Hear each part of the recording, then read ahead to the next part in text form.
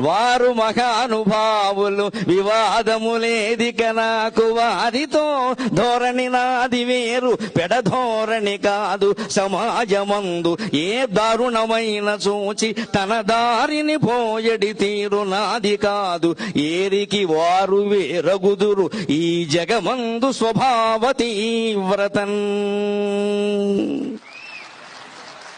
విశ్వామిత్రుడు వశిష్ఠుడు ఇద్దరు మహర్షులే, ఇద్దరు బ్రహ్మర్షులే. కానీ వారిది వశిష్ఠ గోత్రం, నాది విశ్వామిత్ర గోత్రం, కొంచెం తేడా ఉంటుంది. మా గోత్రమే కౌశికస గోత్రం. పైగా వారు ప్రవచన చక్రవర్తి, నా బిరుదం ప్రవచన కిరీటి. నేను బాణాలు వేస్తాను. కిరీటి అంటే బాణాలు వేస్తాడు.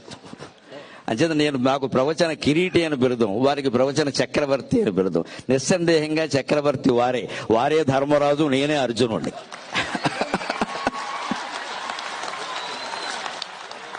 భారతం మొత్తంలో యుద్ధం గెలిచాక చక్రవర్తి ఎవరంటే ధర్మరాజే. అర్జునుడు ఎంత వీరుడైనా ధర్మరాజే అవుతాడు ఖచ్చితంగా. ఆ ధర్మరాజును ఆ రకంగా గౌరవించడమే అర్జునుడిగా ఆనందం. ఆ గౌరవం ధర్మరాజుకి జరగడమే అర్జునుడిగా ఆనందం. అందుకని వారు ప్రవచన చక్రవర్తి, నేను ఎప్పుడు ప్రవచన కిరీటిని. ఈ రకంగానే తెలుగునాట 2 రాష్ట్రాల్లోనూ ప్రవచనం ఒక ప్రభంజనమై చైతన్యాన్ని నింపాలి అనేది నా ఆశ పూర్తిగాను.